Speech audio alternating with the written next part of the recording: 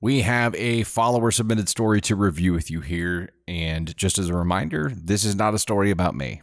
Am I the peach ring for Googling my friend's boyfriend? My girlfriend and I of 9 years own our house. We invited our friend Sarah, who is 42, to live in our extra bedroom for a year. She moved in 2 months ago. Sarah has been our good friend for the past 2 years. The housing and rental market here is crazy, and we wanted to give Sarah a chance to save money on rent so she could buy a house. Sarah started dating this guy about 6 months ago who is 10 years older than her. About 2 months in, she disclosed to us that he has a DUI and doesn't have his license. My girlfriend and I tried to be understanding. A 52-year-old with a DUI is not the upstanding citizen you want your friend with, but she's a grown woman and people do make mistakes. She swore us to secrecy, to which we agreed. Fast forward to last week, we still had not met this guy. He finally came over to our house for dinner and it was red flag city. Well, we'll join them then. We live in a state where you cannot have any open containers in the car. Our first impression was him hopping out of Sarah's car, that she was driving because he can't, with a beer in his hand. Strike one. He was so nervous, he could barely say full sentences, even though he's a bartender and literally his job is to be personable. He didn't ask us any questions about our lives or speak unless spoken to. Strike two. We made small talk and asked him if he would like a drink from our bar, to which he responded he's trying not to drink hard liquor anymore. At this point, he's already had 2 beers plus one he showed up with. So not sober mentality at all. It seemed weird. It was weird.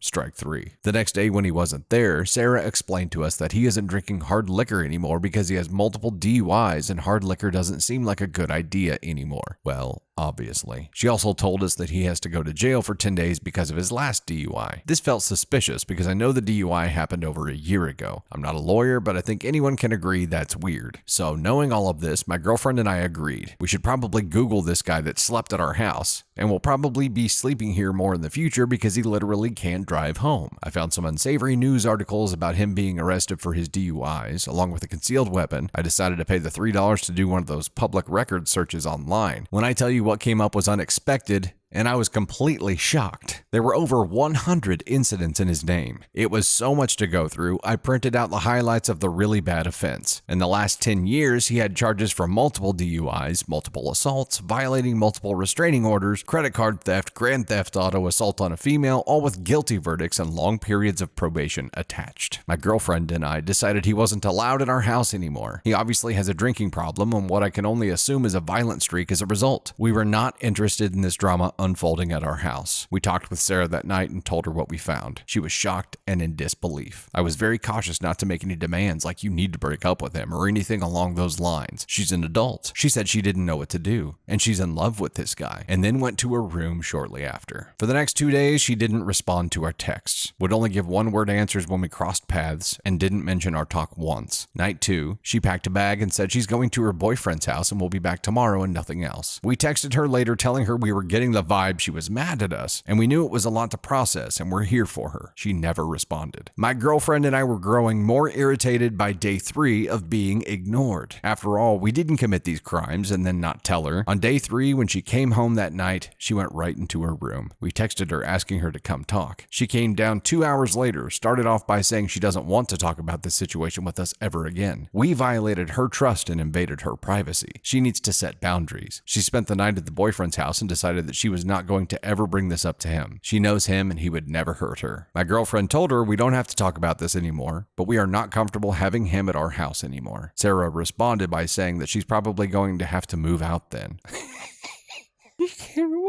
What? Sarah immediately got more angry, saying that she's always supported me and my girlfriend's relationship, even when she cheated on me, which was something we had already worked through over a year ago. I told Sarah that my girlfriend didn't assault me, and that's not even remotely the same thing. It was uncalled for to throw that in her face. Sarah left the room. She's likely moving out soon. Am I the asshole for Googling her boyfriend and invading her privacy? Wowza, that's a lot. That's a lot to take in.